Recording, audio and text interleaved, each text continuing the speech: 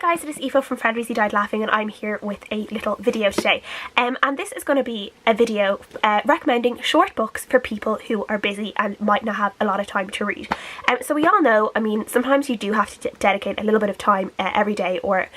a few days a week to reading if you want to fly through the books that you want to read. But some people have very, very busy lives, whether it is a very busy work life, very busy social life, a very busy family life, and sometimes people don't have that much time for reading. And if you're reading a large book and you're seeing very little progress each time you read, it can be a little bit disheartening. So I wanted to recommend some kind of short books for people who that they might be able to read quite quickly, and it might just kind of get your, get your spirits up about reading a little bit, and just make you happy that you've read through these books, that you've finished a few books, and it might get you kind of more motivated to maybe read quicker, read more, or at least you have a few books done for your Goodreads challenge or just your own personal goals during the year as well. So I just wanted to recommend these ones that I've read that I think other people will enjoy. So the first book I want to recommend is Academy Street by Mary Costello. This is a beautiful, really short novel, as you can see, but as I should say as well, all the books I'm recommending are under 200 pages, so that is how short they are. This is a book about an Irish woman called Tess who grows up, she grows up kind of very solitary, quite lonely, and she's growing up in the countryside of Ireland, and when she gets a little bit older she emigrates to America, and this is a very, very quiet novel where we are just following Tess's life, and we are seeing her move to America, all these struggles she always seems to have inside of her, falling in love with the wrong man, but at the same time she lives this life that it's not a bad life, it's quite a good life, but she is kind of almost, there's this real loneliness around her, solitude that's very deep in her life, and there is a little bit of loneliness around this kind of life as well, and this is just a really, really interesting book. This is one that I actually read on audiobook, so I hadn't read the paperback version, but I would recommend it either in physical format or on audiobook as well, and I just really, really enjoy this. It's one you can fly through, and Tess, just kind of her story and her life just sinks you in, and you just go along with it with her, and you just really feel for her and the life that she's living, and you just want so much more for her than what she seems to be willing to give to herself, even though, as I said, she's not living a bad life, but it could just be so much better, and it just takes a very long time for her to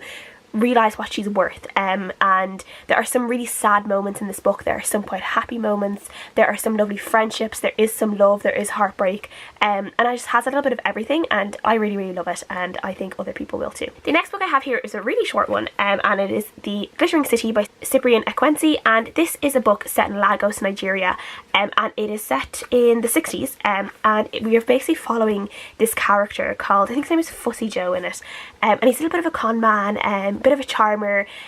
He's not doing good things in this book, but very quickly you are kind of charmed by him, and you kind of have to root for him a little bit, and you just see the type of life he is living, and just seeing how he cons people, and it's really interesting to follow.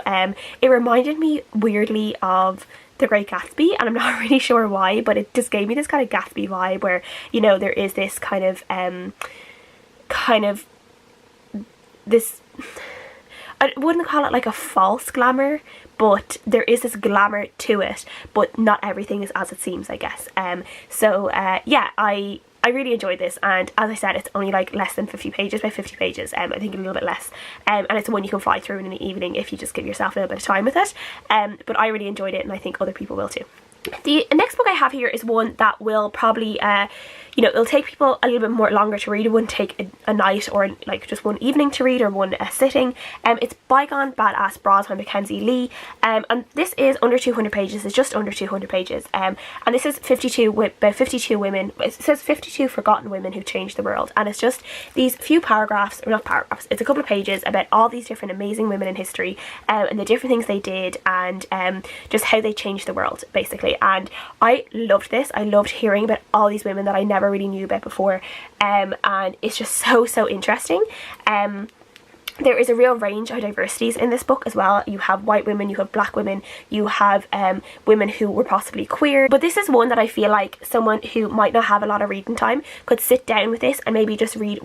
something about one woman or two women or three women, in little bits, and you would get so much out of this because you are learning while you're reading this as well. So it is history lesson as well. So I loved this, and this is one I actually must give a reread soon because I love it, and every time I pick it up I just want to sit down and find out about these amazing women all over again. The next book is one that I actually like. It's not a book I loved, but it's a really, really interesting book. I think it's one that so many people have different opinions about, and I would really recommend to people to read, and it's called The Reluctant Fundamentalist by Mohsin Hamid. And this is a story told by a man from Pakistan, and the whole story is told as if you are this person, you as the reader are this person he has met at this cafe and has sat down with and has started to talk to. So it's kind of second person narrative, which you don't see in a lot of books, and it's quite interesting when you do encounter it. And I feel like it's one of those type of narratives that draws you in really, really quickly, because you do feel like the person in the book and the characters in the book are talking straight to you. And this is what is happening in this book. This character and this man is talking straight to you, and he's telling you all about his life. He's telling you about growing up in Pakistan and moving to America, dealing with racism, dealing with the fallout of the 9/11 attacks, and how he as a man of colour, and particularly a Muslim man, how it affected him and how it affected how people treated him, and how just the racism that he experienced, and just all these different things about him. And you're just kind of seeing this really slow kind of things go from like quite friendly and quite interesting, and really slowly there's this kind of this uncomfortable feeling growing in the story and what he's telling you, and you can't really figure out what it is, and it grows and grows and grows until the end of the book, when something, you know, it kind of, this thing builds up and it ends in this really, really interesting way. And it's one that I think I gave it 3 out of 5 stars when I originally read, but it's one that I've never forgotten, and it's one that I think about a lot, and it's one I probably should reread. And I think maybe if I reread it I could give it a higher star rating, but it is one, as I said, I think a lot of people will have a lot of interesting opinions about, and I think different people will get different things out of it. So yeah,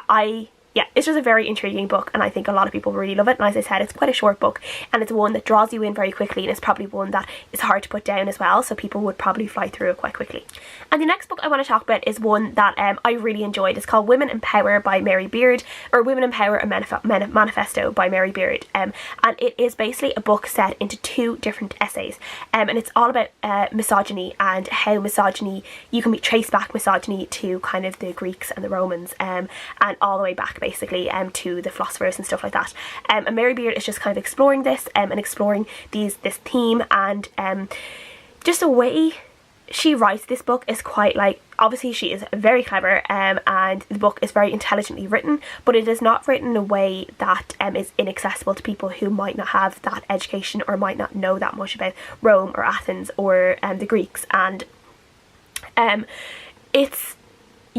just done in this really great way where it does make you think a lot. But I just think this is one that would appeal to a lot of people, and as I said, it's set into 2 different essays, and I really enjoyed it. And if you don't like it, it's not that long, it's only a little bit more than 100 pages. I really enjoyed it, and again, I hope other people will too if you decide to pick it up. So those are 5 books that I recommend for people who have busy lives and might not have a lot of time to read very big books, and just want a few books to fly through quickly.